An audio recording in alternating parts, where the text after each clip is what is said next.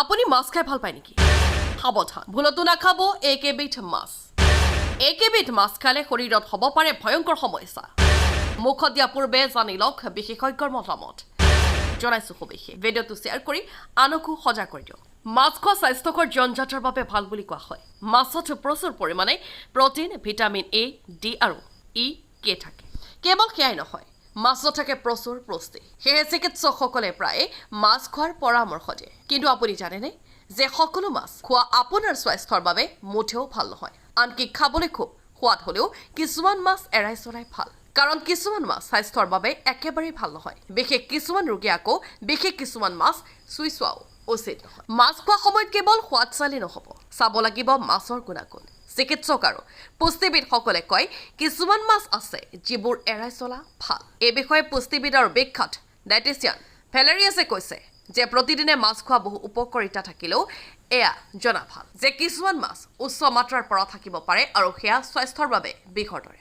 কোনোৱে ইয়াক হাইব্ৰিড মাগুৰ বোলে, কোনোৱে কয় থাই মাগুৰ বোলে। দেখিবলৈ মাগুৰ মাছৰ দৰে, ইয়াৰ ওজন কেইবা কিলোগ্ৰাম পৰ্যন্ত হ'ব পাৰে। গৱেষকসকলৰ মতে এয়া আচলতে এক ধৰণৰ কেটফিছ। বজাৰত সদায় পোৱা গ'লেও বিশেষজ্ঞৰ মতে এই মাছ স্বাস্থ্যৰ বাবে খুবেই ক্ষতিকাৰক। 2002 চনত কেন্দ্ৰীয় চৰকাৰে ভাৰতত থাই মাগুৰ পালন নিষিদ্ধ কৰাৰ বাবে এখন আইন পাছ কৰে। নেশ্যনেল গ্ৰীণ ট্ৰিবিউনেলেও এই মাছৰ পালন নিষিদ্ধ কৰে। ইয়াৰ কাৰণ হিচাপে কোৱা হৈছে যে এই মাছৰ বাবে প্ৰদূষণ সৃষ্টি হয়।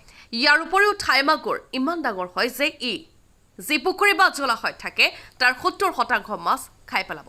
তেলাপিয়া আন এবিধ মাছ যিয়ে শৰীৰৰ চৰ্বি বৃদ্ধি কৰে। কেৱল সেয়াই নহয়, তেলাপিয়া মাছৰ শৰীৰত ডাইঅক্সিন নামৰ এক ৰাসায়নিক পোৱা যায়। খেতি কৰা তেলাপিয়াত এই ডাইঅক্সিনৰ পৰিমাণ 11 গুণ বেছি। বিশেষজ্ঞসকলে কয় খেতি কৰা তেলাপিয়া খোৱাৰ ফলত বিভিন্ন ধৰণৰ বেক্টেৰিয়াজনিত ৰোগ হ'ব পাৰে। কোজিকোটৰ জ্যেষ্ঠ পেথলজিষ্ট আৰু অনকোপেথলজিষ্ট ডক্টৰ নীনা মেম্পিলিয়ে কয় মাছ আমাৰ দৈনন্দিন খাদ্যৰ এক গুৰুত্বপূৰ্ণ অংশ।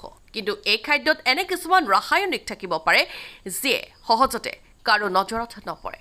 সেয়েহে আমি সতৰ্ক হোৱা ভাল। মেকেৰেল আন এবিধ সুস্বাদু আৰু তৈলাক্ত মাছ। কিন্তু মেকেৰেলত পাৰাৰ পৰিমাণ বেছি থাকে। সেয়েহে শিশু, গৰ্ভৱতী মহিলা আৰু স্তনদানকাৰী মাতৃৰ বাবে সম্ভৱ হ'লে এই মাছ এৰি চলাই ভাল। এই প্ৰতিবেদন কেৱল ইণ্টাৰনেটত উপলব্ধ তথ্যৰ ওপৰত ভিত্তি কৰি সাধাৰণ জ্ঞান প্ৰদানৰ বাবেহে দিয়া হৈছে। NK24 ইয়াৰ সত্যৰ নিশ্চয়তা আৰু সত্যতা প্ৰদান নকৰে আৰু কাৰো দায়িত্ব গ্ৰহণ নকৰে। ভিডিঅ'টো ভাল লাগিলে শ্বেয়াৰ কৰিবলৈ নাপাহৰিব আৰু বিভিন্ন ধৰণৰ বাতৰিবোৰ আগতীয়াকৈ পাবলৈ পেজটো ফ'ল' কৰিব।